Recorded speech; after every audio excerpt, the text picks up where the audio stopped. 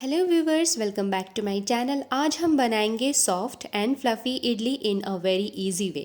सो बिना time waste किए चलिए रेसिपी स्टार्ट करते हैं। तो यहाँ पे आपको ले लेना है 1 कप गोटा उड़द दाल और दूसरे बर्तन में आप सोक करेंगे इडली रवा सेम कप से 2 बार। अब इन दोनों को आप अच्छी तरह से धो लीजिए और उसको कर दीजिए सोक होने के लिए। फ्रेंड्स, यहाँ पे आपको ये ध्यान रखना है कि आपको पानी उतना ही डालना है जितना कि रवा इडली सोक्ड हो जाए, डूब जाए, और उसके बाद उसमें थोड़ा सा और ऊपर तक पानी डालना है ताकि वो पूरी तरह से सोक्ड हो जाए। 3-4 घंटे बाद आप देखेंगे कि आपका मूंग दाल जो है वो सोक्ड हो चुका है पूरी तरह से और सॉफ्ट हो चुका है। तो इसे आप ग्राइंडर में डाल करके पीस लीजिए और मिनिमम वाटर डालकर इसका एक स्मूथ पेस्ट पीस लीजिए इस तरह से। अब इसे मैं मिक्स कर लूँगी अपने सोक्ड रवा इडली में। इस तरह से डाल दीजिए सारे पेस्ट को और उसके बाद इसे आपको अच्छी तरह से मिक्स कर लेना है फ्रेंड्स।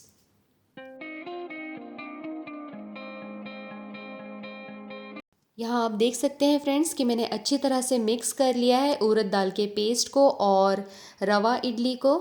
आप अच्छी तरह से मिक्स करके इसे ढक करके ओवरनाइट बाहर ही छोड़ दीजिए। नेक्स्ट डे जब आप ब्रेकफास्ट बनाने जाएंगे तो आप इसे वापस से एक मिक्स दें और इसमें डिज़ायर्ड अमाउंट ऑफ सॉल्ट डालें और इसे अच्छी तरह से मिक्स कर दें। ध्यान रखिए कि आपको नमक रात को ही नहीं डाल देना है क्योंकि इससे उसका फर्मेंटेशन प्रोसेस स्लो हो जाएगा। इसलिए हम इसमें बाद में सॉल्ट डालते हैं। तो यहाँ इस स्टेज में फ्रेंड्स आपको इडली स्टीमर में पानी डाल करके उसे चढ़ा देना है गैस पे ताकि पानी अपना गर्म होते रहे। मीनवाइल हम यहाँ पर इडली मेकर में इस तरह से ऑयल ग्रीस करके जितनी भी इडली आपको बनानी है आपके हिसाब से आप उसमें इडली बैटर इस तरह से डाल दीजिए और उसके बाद इसे हम स्टीम होने के लिए रख देंगे।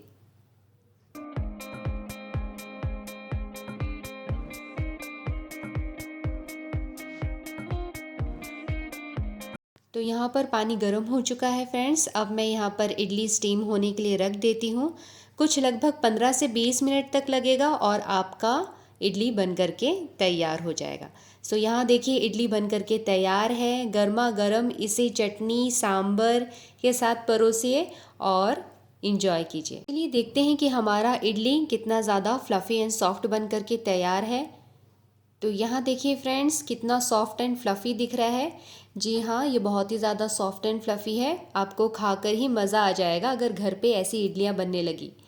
तो फ्रेंड्स जल्दी से मेरे इस चैनल को सब्सक्राइब कर दीजिए ताकि आपको मिलते रहें मेरे लेटेस्ट वीडियोज़ के updates. Thank you so much for watching.